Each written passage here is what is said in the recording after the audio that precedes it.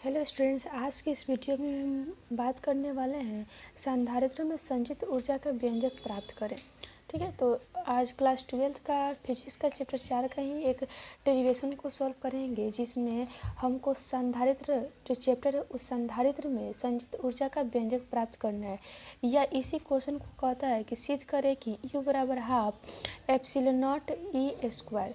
आपको इतना सिद्ध करने के लिए बोल देगा, या यही क्वेश्चन को बोल देगा कि संधारित्र में संचित ऊर्जा का व्यंजक प्राप्त करें। दोनों क्वेश्चन सेम है, दोनों क्वेश्चन का एक ही तरह से डेरिवेशन होगा। चलिए इस क्वेश्चन को हम बनाते हैं।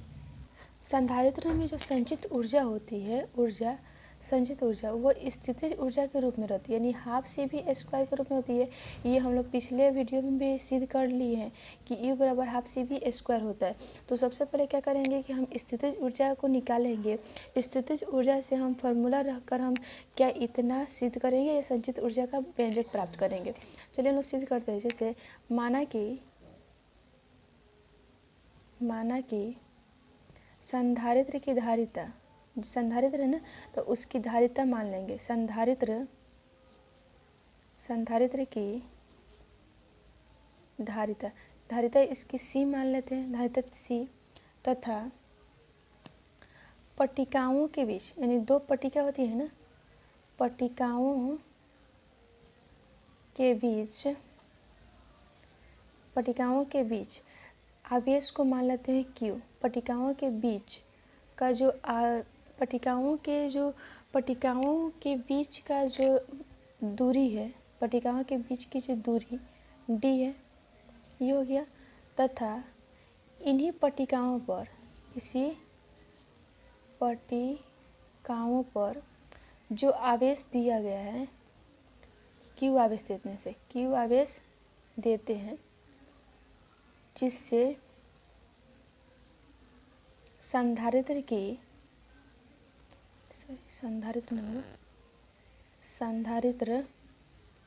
का विभव क्या हो जाता है, V हो जाता है।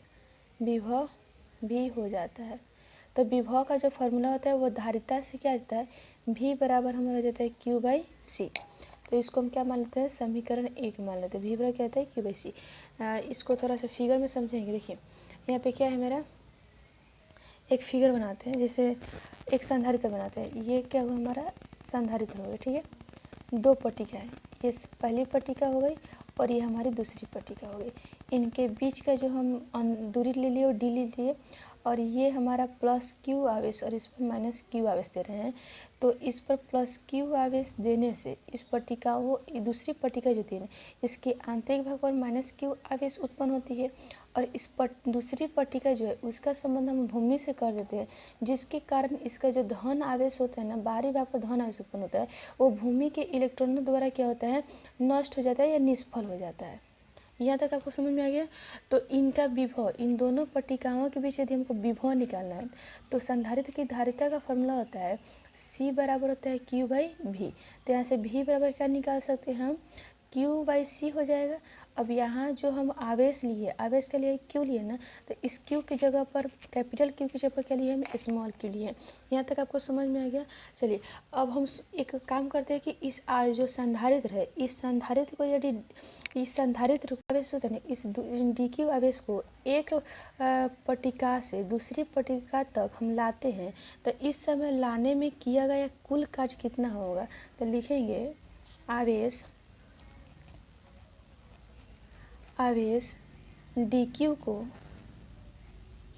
DQ को स्थानांतरित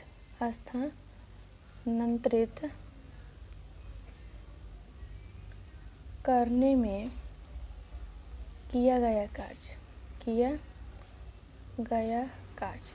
अब बताइए कार्य का फॉर्मूला क्या होता है। कार्य बराबर होता है, यहाँ से कार्य बराबर हो जाएगा हमारा VDQ। अब आप सोचिएगा, अब यहाँ पे अल्प आवेश देने से ये विभव कार्य हो रहा है ना, तो यहाँ पे अल्प कार्य होगा। देखिए अल्प आवेश जब दिया जा रहा है, छोटा सा आवेश दिया जा रहा है, तो वहाँ पे छोटा सा ही काम कार्य होगा। तो इसको क्या लगा दिए, DQ लगा दिए। DQ आवेश देने से DW कार्य संपन्न होता है। अब सोचिएगा कि भी और डी क्यू कहाँ से आ गए, कौन से फार्मूला से, तो आप लोग विभव का फार्मूला लिखे होंगे। भी बराबर क्या होता है, डब्ल्यू बाई क्यू होता है। तो यहाँ से डब्ल्यू बराबर क्या हो जाएगा हमारा, भी क्यू हो जाएगा। तो ये जो क्यू है ना वो आवेश है। तो इस जगह पे आवेश हम क्या माने हैं, डी क्यू माना, तो आवेश की जगह पर क्या रखेंगे, डी क्यू रखेंगे। इतना बात समझ में आ गया। तो ये अल्प आवेश के लिए होगा। यदि कुल आवेश, मान लीजिए कुल आवेश हम क्यू मान लेते हैं, ठीक है, कुल आवेश क्या मान लेते हैं, क्यू। तो लिखेंगे कुल आवेश हम क्यू मानते हैं, कैपिटल क्यू। क्यू के स्थानांतरण में किया गया कुल कार्य क्या होगा, किया गया कुल कार्य। अब कुल कार्य कह रहे हैं ना, तो जब भी अल्प से हमको जब छोटे से भाग से बड़ा भाग निकालना होता है, उसके लिए हम क्या करते हैं, इस अल्प भाग का क्या करते हैं, इंटीग्रेशन कर देते हैं। तो इसका हम क्या करेंगे, इंटीग्रेशन कर देंगे। तो इंटीग्रेशन दोनों तरफ करेंगे, डी डब्ल्यू बराबर इंटीग्रेशन भी डी क्यू। अब यहाँ से कुल आवेश क्यू हो गया, तो जीरो से इसकी लिमिट जो हो जाएगी क्यू हो जाएगी, जीरो से क्यू। अब समीकरण 1 से भी की वैल्यू डाल दीजिए। समीकरण 1 से भी का मान रखने पर, भी का मान क्या है, क्यू बाई सी है ना। ये समीकरण 1 से भी बराबर क्या है, क्यू बाई सी। तो यहाँ पे हम रख सकते हैं क्यू बाई सी। तो इसका डी डब्ल्यू हो गया, और इसमें रख दीजिए जीरो से क्यू, और यहाँ पे लिखने क्यू बाई सी और साथ में डी क्यू। यहाँ जो कांस्टेंट है उसको बाहर निकाल लेंगे, और डी डब्ल्यू का इंटीग्रेशन डब्ल्यू हो जाएगा, 1/c बाहर हो गया, और इसका जो करेंगे ना इंटीग्रेशन क्यू डी क्यू। अब आप लोग मैथ पढ़े होंगे, मैथ में इंटीग्रेशन आप लोग पढ़े ही होंगे। तो डब्ल्यू बराबर क्या हो जाता है, 1/c, जीरो से क्यू, और क्यू का हो जाएगा क्यू स्क्वायर बाई 2। जैसे जो आप लोग पढ़े होंगे एक्स के पावर एन का जो इंटीग्रेशन होता है वो एन एक्स के पावर n प्लस 1 और बाटा में n+1 होता है, ये इंटीग्रेशन होता है dx के रिस्पेक्ट में। तो इसका जो पावर कुछ नहीं था, इसका मतलब पावर 1 है, और ये हमारा क्या हो गया x। तो 1 + 1 करेंगे तो यहाँ पे क्या हो जाएगा 2, और बाटा में 1 + 1 का कारण 2 हो जाएगा, तो वही क्यू² बाई 2 हो गया। अब इसका लिमिट हम डाल देंगे 0 से क्यू। अब लिमिट में upper limit minus lower limit 1/c, ये हो जाएगा क्यू² बाई 2, और 0 डालेंगे तो ओवरऑल क्या हो जाएगा, 0 हो जाएगा। तो डब्ल्यू बराबर क्यू² बटा क्या हो जाएगा, 2c हो जाएगा। संधारित्र की धारिता का जो फार्मूला होता है c बराबर क्या होता है, q/v। इसीलिए चूँकि तो इसीलिए क्या हो जाएगा हमारा q बराबर हो जाएगा c।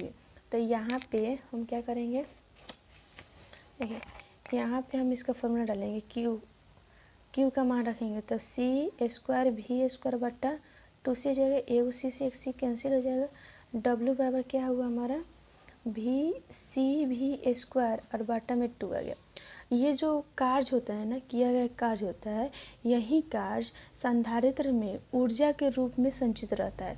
तो लिखेंगे यह कार्य संधारित्र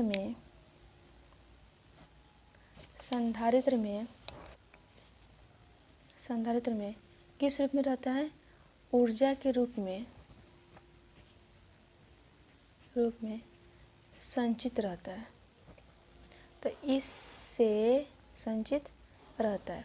अब इससे आप ये सोच सकते हैं कि जो कार्य है वो किस रूप में आ गया हमारा, ऊर्जा के रूप में आ गया, 12CV² आ गया। ठीक है, तो ये हमारा सिर्फ ये आया कि जो हम कार्य किए वही कार्य संधारित्र में किस रूप में आ गया, ऊर्जा के रूप में। लेकिन हमको सिद्ध क्या करना है, हमको सिद्ध करना है 1/2 एप्सिलॉन और ई का स्क्वायर। हमको इतना ना सिद्ध करना है, इतना तो सिद्ध नहीं करना है ना। तो इस फार्मूला से हम इतना सिद्ध करेंगे।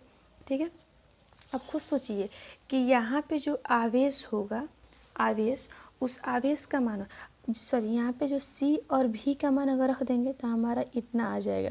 तो इसके लिए हमको संधारित्र की धारिता का मान चाहिए, और साथ में आपको क्या चाहिए, V का वैल्यू चाहिए, यानी विभव चाहिए। तो विभव का मान निकालना होगा, और साथ में हमको क्या निकालना होगा, धारिता का मान निकालना होगा। देखिए यहाँ पे हमको विभव चाहिए और साथ में धारिता चाहिए।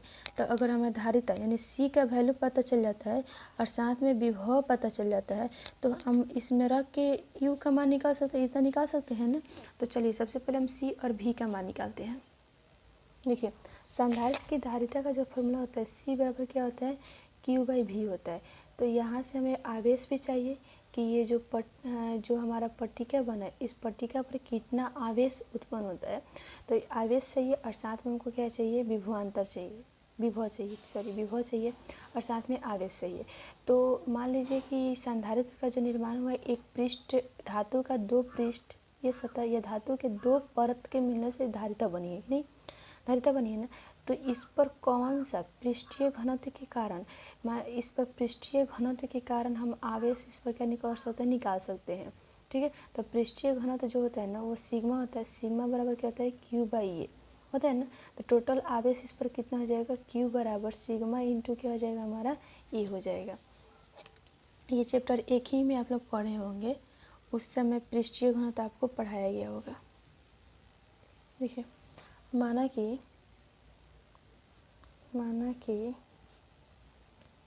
पट्टिकाओं का क्षेत्रफल ए है, ठीक है। यह पट्टिका का क्षेत्रफल क्या मान लिए ए है, पट्टिका का क्षेत्रफल ए है, हो गया। तथा उनके बीच की दूरी डी है, उनके बीच की दूरी जो होती है ना वो डी है, ये मान लिए। संग्राहक पट्टिका जो होती है ना, संग्राहक पट्टिका पर जो प्लस क्यू आवेश देते हैं, प्लस क्यू आवेश दिया जाता है जिससे पट्टिका पर क्या हो जाता है, आवेश का पृष्ठ घनत्व सिग्मा हो जाता है। पट्टिका पर आवेश का पृष्ठ घनत्व